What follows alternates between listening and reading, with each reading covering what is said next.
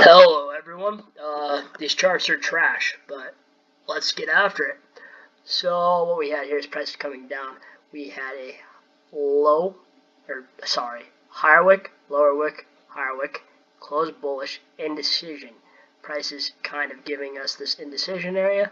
Let's go ahead and mark off this resistance of this day. Oh, okay. Well, that's in the way. But there's a resistance here that we marked off as price rejected that resistance twice. If price were to close through with bullish momentum, we'd expect a test of this consolidation area and pretty much a retest of the consolidation area and go up. I'm really tired tonight, but that's okay because these charts are not very nice or good looking at all. Consolidation, it's pretty straightforward. Up, downish.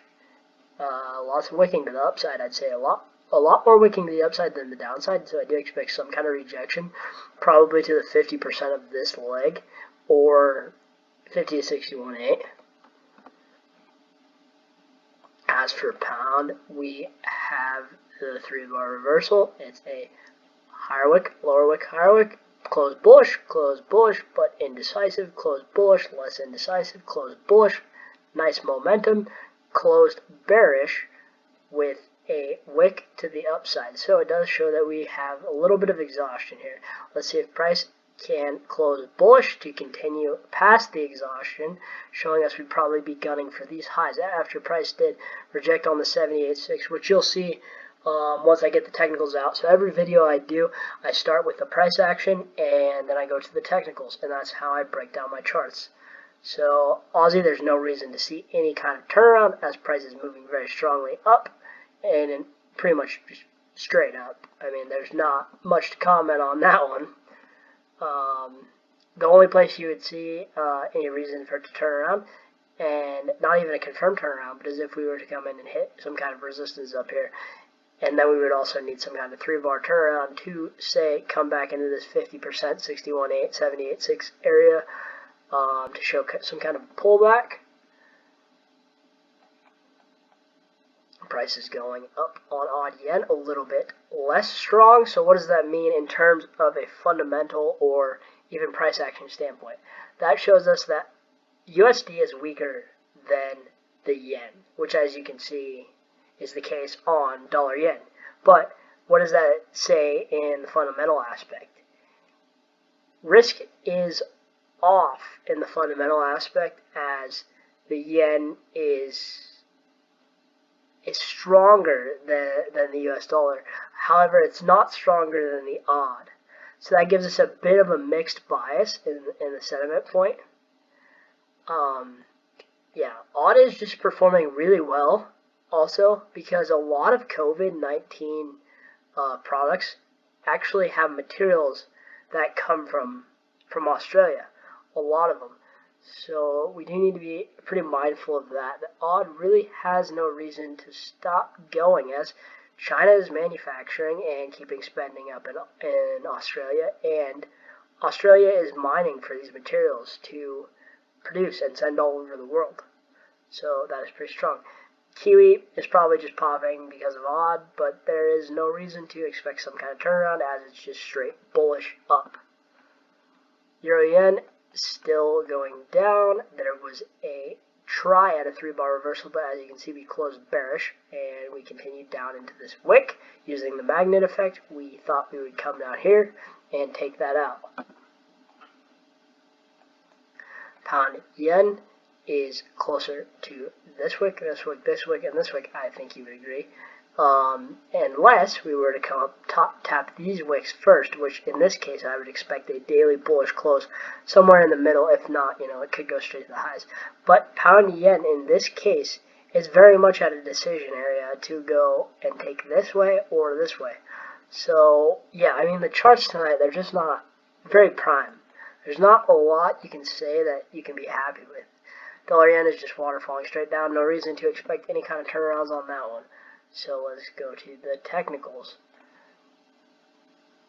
Okay.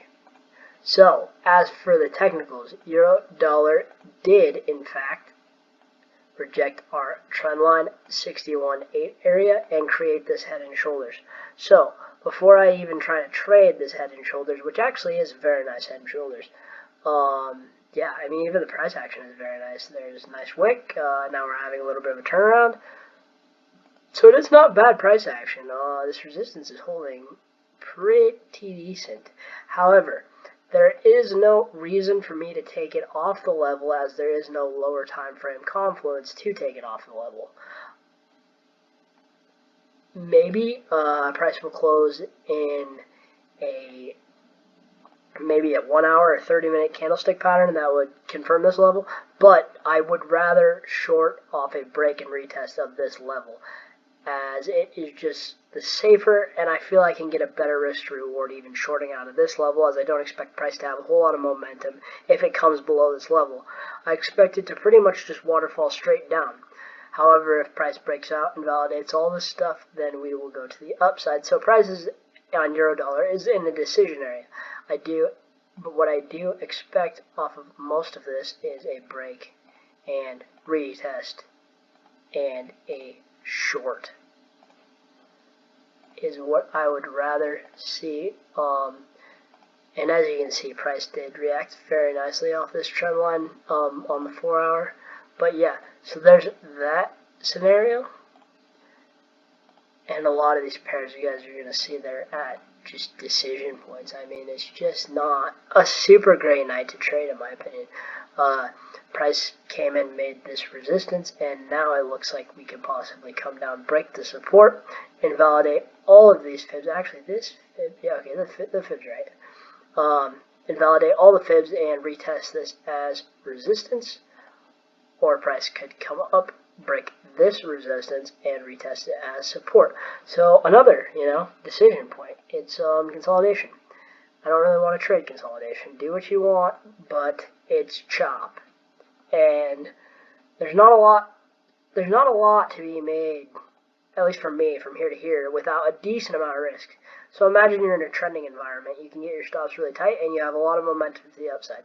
A ranging environment, you have to put your stops below the support, and you're only targeting the resistance. So your risk to reward on that is pretty garbage, I should say. But yeah. So on the pound, we have price breaking, and I do like this a lot. However, it's not playing how I wanted it to play out. I wanted it to come down, test this without doing this stupid pullback, but the market did not give us that. So we came up, we hit the 78.6, and we broke it on the 4 hour. We came in, we tried to hit the 100%, but we did come in to this resistance area.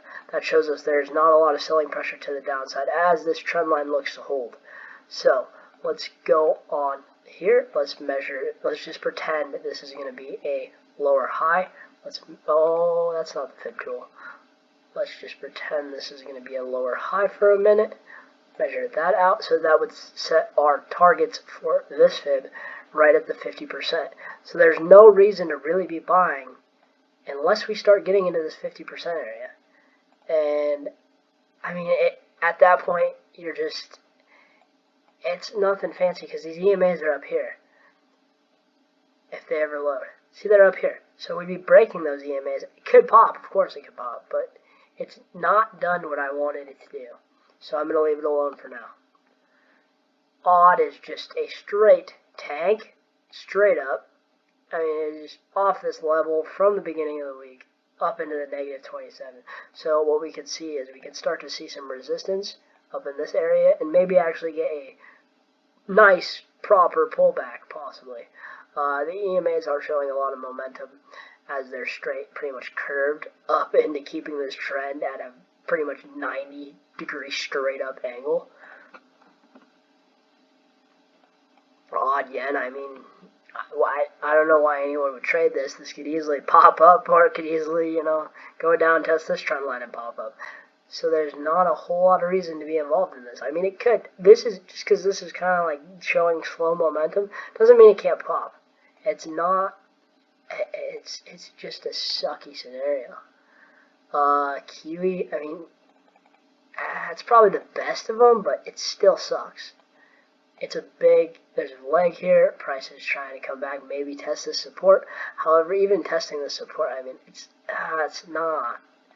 We would need a little bit more here than just this. This isn't. I mean, it's like, even if I drew this trend line as navigation, it's like, it's nothing I like. Euro yen still in this short. It's a higher time frame idea. Yeah, even on the 1 hour, which I was watching for the break, right? Like, I didn't trade this break and retest because it was so choppy and so wicky.